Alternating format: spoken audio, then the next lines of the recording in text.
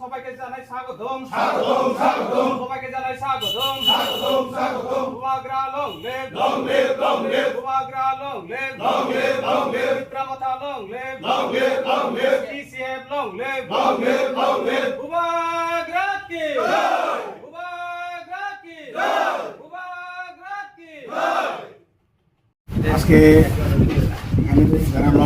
আমাদের ডিসিএফের তাদের সবাইকে স্বাগত জানাই এবং আপনাদের সবাইকে সশস্ত্র অভিনন্দন জানাচ্ছি। আমি একটা মেসেজ দিতে চাই আমাদের ত্রিপুরা বিধানসভাতে। এখানে আমাদের মাননীয় মন্ত্রী আছেন উপস্থিত, বিশ্বজিৎ দেববর্মা মহাশয়।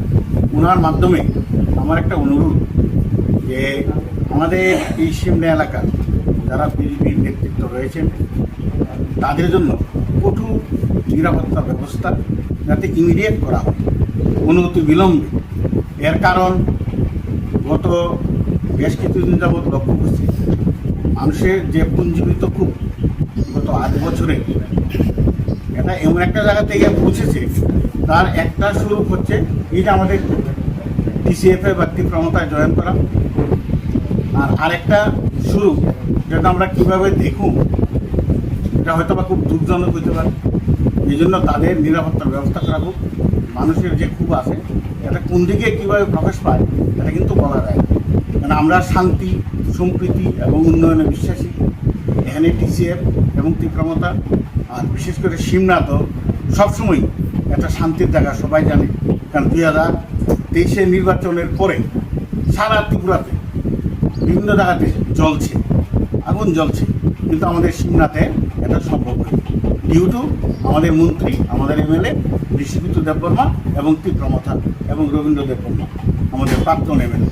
সুতরাং এই জায়গাটাতে আমরা চাই না এখানে কোনো ক্লেশ হোক, এখানে কোনো পরিস্থিতি উত্তেজিত হোক, ওখানকার শান্তি বিঘ্নিত হোক, এটা আমি চাই না। আমার অনুরোধ এই মন্ত্রিসভার কাছে যে এই যে এখানে 2-4 জন নেতা আছেন তাদের জন্য সিকিউরিটি ব্যবস্থা করা হয়। কারণ পরে কিচ্ছু করলে কিন্তু আমার তীব্রমতা বা আমাদের টিসিএফকে যেন দায়ী করবেন না, কারণ মানুষের স্বতঃস্ফূর্ত সংগ্রামের সামনে আমরা তো বাধা হয়ে দাঁড়াতে পারি না এবং এটা আমাদের ডিউটিও না। এই জন্য এটা আমার অনুরোধ। আর আজকে যারা এসে এখানে তাদের সবাইকে আমি অনেক অনেক ধন্যবাদ জানাই এবং আগামী দিনে আমাদের সিমনাতে হয়তোবা এমন একটা দিন আসবে এখানে বিজেপির কোনো চিহ্ন থাকবে, এটা সবাই হিসেব। প্রথমে আজকে আমাদের মিডিয়া বন্ধুদেরকে স্বাগত।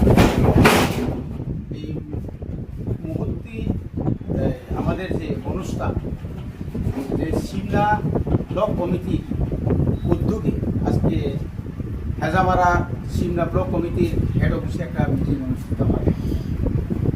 এই মিটিংয়ে আমাদের মাঝে উপস্থিত আছেন আমাদের রাজ্যের মন্ত্রী তথা এলাকার বিধায়ক বিশ্বজিৎ দেববর্মা স্যার, সিএম, আমাদের যে ডিস্ট্রিক্ট প্রেসিডেন্ট অরুণ মজুমদার মহোদয় এবং আমাদের ব্লক কমিটির অন্যান্য সদস্যরা। খুবই আনন্দিত এবং আজকের দিনে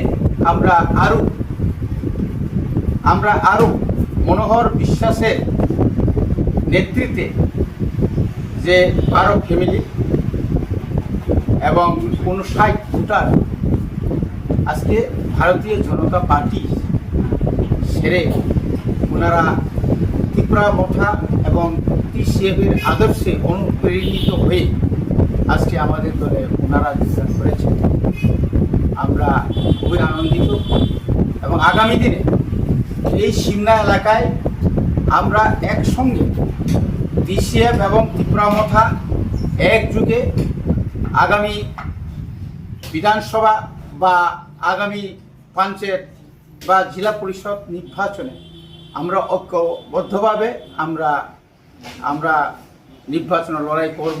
শুধু নির্বাচন লড়াই নয়, বর্তমান এলাকায় বিশেষ করে 65টি গ্রাম পঞ্চায়েতে যেভাবে দুর্নীতি হচ্ছে, এটার একটা প্রতিফলন আজকে আমাদের মাঝে যে মনোহর বাবুরা, আমাদের অন্যান্য যুবকরা এইভাবে যে দল ত্যাগ করেছে, এটা থেকে পরিষ্কার হয়ে যাচ্ছে যে আর সিমনাতে বিজেপি থাকবে না এবং আগামীতে বিজেপি শেষ হয়ে তীব্রমতা অর্থাৎ টিসিএফ তারা সবাই যোগদান করবে এবং আগামী গ্রাম পঞ্চায়েত জেলা পরিষদ বা পঞ্চায়েত সমিতিতে আমরা একদম 100% আমরা জোর গলায় বলবো যে আমরা এই সিমনা এলাকার যতগুলো পঞ্চায়েত, গ্রাম পঞ্চায়েত সমিতি বা জেলা পরিষদ যে সিট আমরা বই সেটা আমরা আশা রাখছি। কয়েকদিন মধ্যে দেখলাম বিজেপি টিপ্রামাটা ছেড়ে বিজেপি 65টি ফ্যামিলি 61 ভোটার বিজেপি জয়েন করছে, এটা কি এটা একটা নাটক, এটা একটা নাটক। কারণ এর আগে আমরা একটা প্রোগ্রাম করছিলাম, সবাই জানে যে এই সিমনা এলাকাতে মানুষ সবাই জানে যারা পুরানো বোতলে নতুন জল, নাকি না নতুন বোতলে পুরানো জল। কারণ ওই লোকগুলা কি যদি আমরা যদি হিসাব করি যে এখানে যে ওই দিনের যে ঘটনাতে কোনো লোক, নন্দী বাবুরা আগেই চলে গেছেন গত বিধানসভা এবং পঞ্চায়েতে তো সে বিজেপি হয়েই কাজ করছিল, সে কবে আবার ত্রিপুরা মথাতের বা হিসেবে আইল। তো এই এলাকা মানুষ জানে টাকার বিনিময়ে সে যেতে পারে, নিজের সমস্ত কি বলে যে আদর্শকে জলাঞ্জলি দিয়ে সে হয়তো যেতে পারে, কিনা অন্যরা জানে। এবং বিজেপিকে দাঁড় করিয়েই অন্য দলে ওই সিপিএম, ত্রিপুরা মথা, কংগ্রেসের নাম দিয়ে ওরা ওই দিন যোগদান সভা করেছে। এটা অত্যন্ত নিন্দনীয় এবং লজ্জাস্কর। এখানে পরিবারের মধ্যে 59 ভোটার। আমরা কোনোদিন মিথ্যা বলি না, মিথ্যা বলবো না। আগামী দিনে একটা সুনামি হবে, বিজেপির একটা সুনামি হবে, এই হচ্ছে আসলে। ধন্যবাদ।